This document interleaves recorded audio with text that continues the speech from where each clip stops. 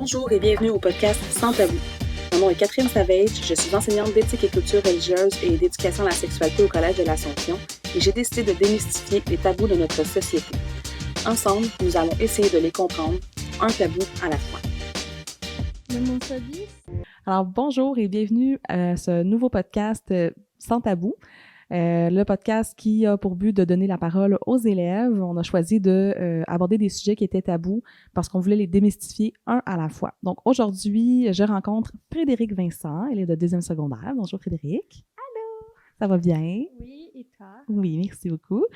Frédéric, tu as répondu au sondage que j'ai envoyé au début de l'année parce qu'il y avait un sujet qui te tenait beaucoup à cœur. Quel était ce sujet? C'était la communauté LGBTQ+. D'accord. Donc, toi, tu voulais parler de ce que c'était en général. Là, il y avait des points précis, je pense, que tu voulais aborder. Dans le fond, la première question que j'aurais pour toi, c'est quoi ça, la communauté LGBTQ+? Ben, en gros, la communauté LGBTQ, c'est une communauté où des gens s'identifient de différentes façons selon les orientations sexuelles ou l'identité de genre. J'ai un exemple, le L, c'est pour les personnes lesbiennes et les G pour les personnes gays, par exemple. C'est aussi une communauté où les gens, je pense, qui surtout peuvent se sentir plus à leur place en étant identifiés de quelque chose avec des gens qui leur ressemblent un petit peu plus. Super. Puis là, justement, tu disais identifier, tout ça. Souvent, on entend les gens parler de « Ah, ben là, pourquoi les gens ont besoin de affirmer qu'ils font partie de la communauté, de dire « Ah, moi, je suis de telle ou telle orientation ou identité de genre. » Pourquoi les gens ressentent ce besoin-là, tu penses, de s'affirmer? Ben, il y a des gens que c'est surtout pour le réconfort, que ça les rassure de savoir que sont pas des aliens et qu'il y a, comme on dit, un sentiment d'appartenance et que aussi faire partie de quelque chose, mettons, entre guillemets. C'est surtout parce que ces gens-là ont traversé une grosse période. Ils ont dû se battre pour avoir le droit de, par exemple, les mariages homosexuels légaux. Et je pense que ces gens-là veulent montrer aux autres que c'est pas parce que qu'ils font partie de la communauté qu'ils veulent le créer sur tous les toits. C'est plus parce qu'ils veulent sentir que sont pas trop différents des autres et que ils veulent montrer à quel point leur historique est difficile et ils veulent montrer aussi à partir de quoi ils sont toutes les épreuves qu'ils ont passé par. Oui, effectivement. Tu as parlé justement de ça, les épreuves, les étapes sont passées par beaucoup de choses. On parlait du fait de se battre pour avoir le droit d'eux, parce qu'on se rappelle que ça n'a pas toujours été accepté dans la communauté, dans la société. De vouloir faire partie de quelque chose que tu nommais tantôt, je pense que c'est quelque chose qui est naturel chez l'être humain, de vouloir se rattacher à un groupe, de vouloir avoir un sentiment d'appartenance, d'avoir l'impression que tu es différent puis que les autres t'acceptent pas, c'est pas le fun. Et j'ajouterais, le fait tu parlais encore une fois des étapes, les gens qui font partie de la communauté n'ont pas le choix de passer par un coming out, donc une sortie de placard, alors qu'une personne qui est hétérosexuelle, elle n'a pas à vivre ça parce que c'est comme, entre guillemets, la normalité. C'est ça, t'as comme pas besoin de le dire, tu sais. Fait qu'eux, ils ont besoin de dire, il faut qu'ils l'affirment parce qu'il va falloir le dire à un moment donné à ton entourage, parce que sinon, les gens de ton entourage, peut-être qu'ils peuvent ne pas te comprendre, peut-être qu'ils ne pourront pas te supporter, peut-être. Fait que c'est comme une obligation là, de vivre ce coming out-là. Fait que ça, c'est comme une étape de plus que tu vis, qui est pas comme les autres et donc qui est difficile. Fait que d'où encore plus l'importance d'avoir à s'affirmer par la suite puis d'être fier, de pouvoir en parler autour de soi. Oui, en effet. Puis là, les gens, des fois, justement, ça, je pense que ça fait un peu suite à ce que j'étais en train de dire, les gens qui vont dire, moi, je suis hétéro puis je le crie pas sur toutes les toits. Qu'est-ce qu'on pourrait répondre à ces gens-là? C'est sûr que oui, comme j'avais dit, la communauté LGBTQ est passée par beaucoup d'épreuves et donc ils ont fait beaucoup d'efforts pour faire en sorte que ce soit accepté encore aujourd'hui. Et je donne un exemple de l'actualité. Le Mexique vient de gagner le débat pour autoriser le mariage homosexuel. OK. Ça faisait plus de, si je me trompe pas, 15 ans qu'ils se battaient pour avoir ce droit-là. sais, c'est sûr qu'être hétérosexuel, dans le temps, c'était qu'est-ce qui était la norme, entre guillemets, puis que si t'étais gay, c'était très mal vu. Il y en a qui ont perdu la vie à cause de ça. Parce que à quel point c'était vraiment pas bien d'être comme ça. On disait souvent aussi que c'était une maladie. Et depuis ce temps-là, ça l'a évalué. Il y a beaucoup de gens qui sont devenus comme ça, qui se sont rendus compte que leur partie d'eux, ça n'appartenait pas à juste être un gars, une fille, un gars. Et, tu sais, c'est libre à eux. Là. C'est pas comme si on allait les forcer à être quelque chose qu'ils ne veulent pas être. Ça a déjà été comme ça, en plus, là, de forcer les gens. Tu sais, même au Québec, là, tu parlais du Mexique, mais au Québec, ça fait juste depuis, si je ne me trompe pas, 1970, que l'homosexualité n'est plus considérée comme une maladie mentale.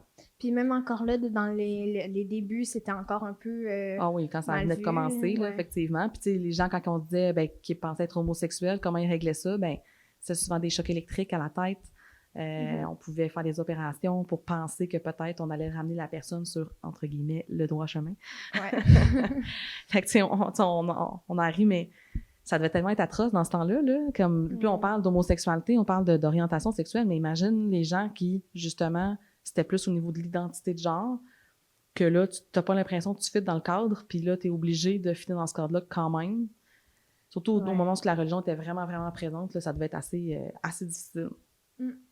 Selon toi, Frédéric, est-ce que penser être d'une orientation autre que hétéro ou d'un genre autre que celui attitré à ta naissance, ça peut être une mode? Ben, moi, je connais des gens, je vais garder anonyme, là, mais je connais des gens que eux, ils disaient, moi, je vais être comme ça parce que tout le monde est comme ça, fait que moi, je vais être comme ça. Jusqu'à temps qu'ils se rendent compte que c'est pas la norme d'être comme ça, donc ils sont comme, non, c'était juste une mode. Mais je pense que ça peut vraiment faire mal paraître la communauté parce que, tu sais, il y a des gens qui disent, OK, moi, je suis gay, je suis non-binaire, je suis trans, mais au fond d'eux, ils le sont pas, puis c'est juste pour appartenir à quelque chose qu'ils sont pas. Puis honnêtement, l'éducation de savoir c'est quoi plus précisément, je trouve que c'est vraiment important, puis je pense que ça devrait être plus présent dans les écoles que qu'est-ce que c'est en ce moment. Mais, tu sais, les temps changent, puis je pense qu'à un moment donné, ils vont faire plus d'éducation à propos de ça, puis que faut juste pas se sentir forcé d'être quelque chose ou que ce soit genre une mode. Parce que c'est vraiment pas bon, honnêtement, parce que ça peut aussi un peu détruire l'estime de soi. Parce que tu te dis, OK, ben je vais être comme ça parce que tout le monde est comme ça va être une mode jusqu'à temps que je me rende compte que ce soit vraiment pas bon. Puis ça finit par vraiment pas être bon, puis parfois ça peut finir mal. Ouais, puis comme tu dis, ça peut faire mal paraître parce qu'il y a des gens des fois qui vont juste comme faire ça comme un jeu, si on veut, là, mais... Un trend. Ouais. Mais tu sais, j'ai l'impression aussi qu'il y a le fait de imiter ses amis, ça est vrai quand on est plus jeune pour beaucoup de choses, là, tu sais, c'est pas juste pour la communauté comme ça, mais je sais pas, moi, je vais vous donner un exemple de quand on était, moi, au secondaire, tu sais, les jeunes, s'il y en avait qui allaient derrière l'école puis fumer la cigarette, ben tout le monde voulait aller faire pareil, tu sais. Là, aujourd'hui, c'est autre chose, mais... Tu sais, ça reste que ça, copier les autres, ça fait comme encore partie d'une passe qu'on a au début de l'adolescence, mais faut justement aller, comme tu as dit, avec l'éducation de, tu sais, ça c'est pas quelque chose à imiter, là, tu sais, tu peux explorer, tu peux être curieux, mais tu peux essayer de comprendre c'est quoi, mais de pas se dire, OK, moi, je suis comme ça, même si tu l'es pas. Tu sais, mettons, j'ai un exemple, il y a des gens qui pourraient peut-être sans s'en rendre compte, être homophobe et faire le truc du trend, entre guillemets, de la mode d'être comme ça, de faire « moi je suis gay, toi tu l'es pas » ou « toi t'es gay ». Ben tu sais, parfois ça peut être vraiment blessant, puis tu sais, c'est vraiment pas le fun. Non, ça c'est sûr. Puis, d'après toi, quand on parle d'homophobie, là, qu'est-ce que ça veut dire? L'homophobie, habituellement, c'est quelqu'un ou des personnes, un groupe de personnes qui vont pas être d'accord avec le fait, je donne un exemple, la communauté LGBTQ+, ils vont se dire « Arc, non ». Tu sais, c'est un peu comme les gens dans le temps qui voyaient ça, qui trouvaient que c'était mal vu. C'est toutes ces personnes-là qui vont trouver ça négatif, qui vont trouver ça pas bon. c'est aussi parfois une peur de ces gens-là parce qu'ils savent pas, Ils comprennent en gros, pas. ils comprennent pas c'est quoi, ils savent pas c'est quoi. Puis les gens de la communauté, eux, face à eux, ils essayent de réduire le taux d'homophobie parce que en faisant des activités interactives, de l'éducation, en apprenant des informations à propos de ça. Mais c'est que parfois, ça peut... Être quelqu'un homophobe, c'est sûr que c'est pas parce que tu l'es pas, que t'es hétéro ou que, genre, à cause de ta religion, tu peux pas faire partie de cette communauté-là que t'es homophobe. Parce qu'il y a beaucoup de gens qui vont dire trop rapidement que quelqu'un est homophobe sans savoir vraiment s'il l'est. Parce que, j'ai un exemple, il y a des gens de religion qui peuvent pas, justement, aimer un gars avec un gars ou une fille avec une fille. Ou justement faire partie de cette communauté-là. Ouais. Puis les gens vont dire trop rapidement qu'ils sont homophobes. Ils vont dire « Ah, toi, tu respectes pas ça, fait que t'es homophobe. » Puis il y a des gens aussi qui vont dire « Ah, toi, t'as dit ça, fait que t'es homophobe. » Mais tu sais, parfois, ça peut être en guise de blague, mais aussi parfois, ça peut être vraiment à cause de ça. Puis ça peut être l'ignorance aussi, là, des gens qui pensent pas que c'est pas correct. Tu sais, si t'entends tout le temps les gens parler d'une certaine façon, puis là, toi, t'essayes, puis là, tu te fais dire que t'es homophobe. Ouais. Tu sais, tu le nommes bien, là, je pense qu'il y a des gens qui vont trop vite sur le « Ah, telle personne est homophobe », dans un tout autre sujet, tu sais, même par rapport au racisme aussi, là, on observe ce genre de choses-là.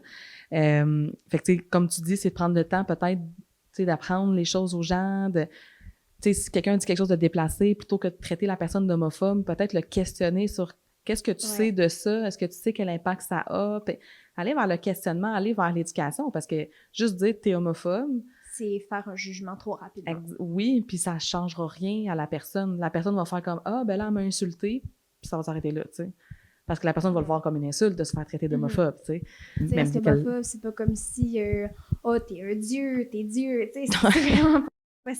Non, c'est ça. Fait que, tu sais, la personne, c'est sûr qu'elle le voit comme une insulte. Qu'elle soit homophobe ou pas, là, elle va le voir comme ça. Ben, c'est sûr que si, mettons, t'es homophobe puis tu t'es d'accord avec le fait que tu sois homophobe, c'est différent de le prendre comme une insulte, de le faire dire que si, mettons, tu l'es pas puis que ça te dérange qu'on te dise ça.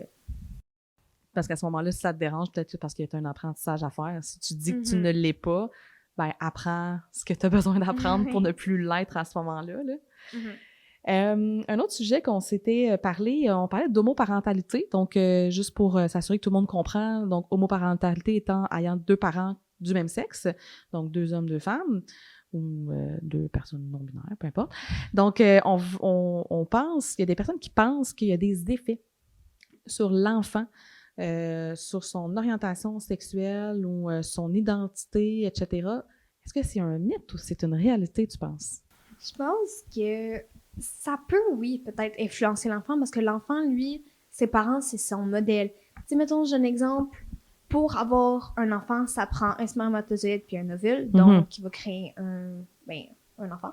Et donc, ça fait que aussi, parce que tu sais, aujourd'hui, il y a plein de façons pour avoir un enfant, pour l'adoption, comme on dit, les papa magazines, qu'on dit, ou plein d'autres façons. Puis, ça fait que, oui, ça peut peut-être influencer l'enfant parce que l'enfant va prendre ses parents en guise de modèle. Puis, tu sais, je donne un exemple, dans le temps, ou même encore aujourd'hui, un enfant voir sa mère puis son père ensemble, en couple, ben ça va lui dire « Ah, ben ça, c'est normal. » Puis, j'ai l'exemple pour le mot parentalité, eh bien, ça va faire la même chose, sauf que il va voir les autres parents, les autres couples de parents de ses amis, peut-être. Fait que ça peut le remettre en question, c'est sûr. Mais je dirais que c'est pas une réalité, mais c'est pas un mythe non plus. À un point, oui, ça peut influencer l'enfant, mais c'est pas génétique. Non, c'est ça. C'est pas comme si, puisque moi, mes parents sont homosexuels, ben, moi, je vais être homosexuel. Non, c'est ça. C'est aussi, comme je disais tantôt, se sentir forcé de faire quelque chose, d'appartenir à cette communauté-là, c'est vraiment pas bon parce que ça peut réduire l'estime de soi. Puis, c'est ça, là, c'est... Ouais. Mais tu sais, comme tu disais, c'est pas génétique, tu sais, puis je pense que l'influence que tu nommais tantôt, du fait que, oui, tes parents, c'est tes premiers modèles, donc c'est sûr que tu observes comment ça fonctionne, ils sont comment, bon, j'ai 2 papas, 2 mamans, fait que c'est sûr qu'il va y avoir ce questionnement-là, mais comme tu as dit aussi, on voit les autres parents, il va y avoir d'autres parents peut-être homoparentales, d'autres parents hétéros, donc il va y avoir plein de modèles autour de lui ou elle. Puis tu sais, je pense que l'influence que ça risque d'avoir, surtout, c'est de l'ouverture, parce que t'es habitué, tu as 2 mamans, 2 papas, puis tu sais qu'il existe d'autres modèles, donc t'as un peu comme, je vais dire, entre guillemets, pas le choix d'avoir cette ouverture-là, parce que je pense pas que tu vas juger tes propres parents, là. Pour toi, c'est normal de les voir comme ça. Fait qu'au moins, tu sais, ça amène ça, je pense, là, de positif. Mais, étant donné que l'orientation sexuelle, ça n'a rien de génétique, donc tu n'hérites pas de l'orientation sexuelle de tes parents. Tu sais, c'est physique, c'est quelque chose qui est décidé dès ta naissance, mais tu n'hérites pas de ça de tes parents, là, tout simplement. Pour plus d'informations, pour les gens qui nous écoutent, il existe évidemment le site internet Jeunesse J'écoute. Donc, si on fouille sur ce site-là, on peut trouver toute l'information sur la communauté LGBTQ+, et vous aurez même la chance de voir toutes les autres lettres qui existent avec leur signification. Il y a vraiment beaucoup d'informations que je trouve vraiment pertinentes là, sur ce site-là. Sinon, dans l'école, Frédéric, est-ce que tu connais un peu ce qu'on appelle des safe spaces, là, des endroits où tu peux aller parler si tu penses avoir une orientation différente, tu as besoin de te confier. Est-ce que tu connais un comité qui s'occupe de ça? Ben, il y a le comité, je ne sais pas si cette année s'il va encore l'avoir, mais l'année passée, il y avait le communauté LGBTQ. C'était Madame Tremblay, une prof d'art dramatique qui s'occupait de ça. Mais cette année, on peut toujours aller consulter des TES ou un prof de confiance aussi, ça peut toujours être une bonne option. Mais sinon, ou même genre de la famille qu'on est proche de, ça peut toujours aider. Mais je pense que dans l'école, ça serait une personne de confiance vraiment qu'on a.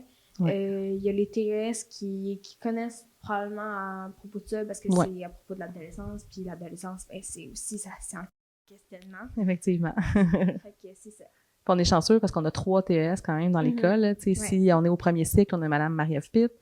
Deuxième cycle, on a Mme Julie Beausoleil. Puis si on a 3, on a M. Michael qui est là aussi.